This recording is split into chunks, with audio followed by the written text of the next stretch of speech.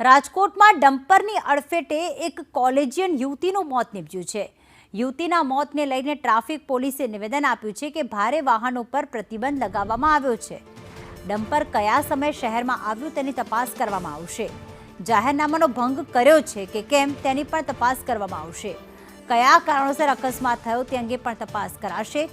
Dumper છે, બસ છે તે જાહેરનામાનો ભંગ કરશે તો કાર્યવાહી થશે, પણ હવે કાર્યવાહી શું કરશો? કારણ કે એક યુવતીનું મોત નીપજ્યું છે। આશાસ્પદ આ કોલેજિયન યુવતી પોતાના વાહન પર જઈ રહી હતી।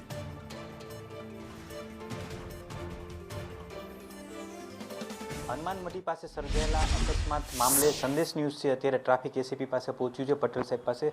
સાહેબ, અવારનવાર આ જે ડમ્પર ચાલકો છે તેનો આતંક સામે આવતો હોય છે, આના ઉપર કઈ પ્રકારની કાર્યવાહી કરવામાં આવશે? મહેરબાન પોલીસ કમિશનર સાહેબ શ્રી દ્વારા ઓગસ્ટ 2023માં ભારે વાહનોએ સવારના 8 થી 2 અને સાંજના 5 થી 9 દરમિયાન માધાપર ચોકડીથી પુનિતનગરનો ટાંકો છે એ વિસ્તારમાં પ્રવેશબંધી ફરમાવતું જાહેરનામું બહાર પાડેલું છે।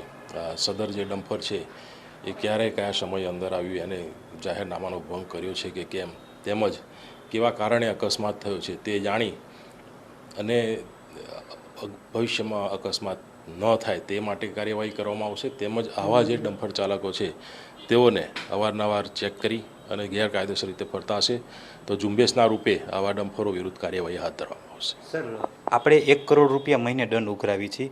આ ડમ્પર ચાલકો છે, ખાનગી બસ ચાલકો છે તે જાહેરનામાનો અમલ નથી કરતા, સિટીમાં બેફામ દોડે છે। આ પરિવારે એની વહાલ સોઈ 20 વર્ષની દીકરી ગુમાવી। સર, જે પણ મેં કીધું એ પ્રમાણે કે ઝુંબેશના રૂપે આવા જે પણ વાહનો મળી આવશે અમારી ટ્રાફિક કામગીરી દરમિયાન તેમના વિરુદ્ધમાં કાયદેસરની કાર્યવાહી કરી અને સખત દંડરૂપી કાર્યવાહી કરવામાં આવશે।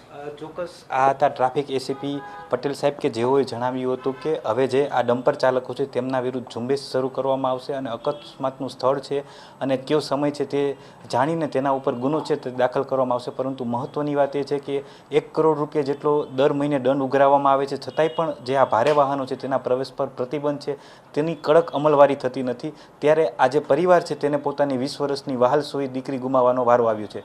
કેમેરામેન માધવ ભટ્ટ સાથે દિવ્યેશ જોશી, સંદેશ ન્યૂઝ, રાજકોટ।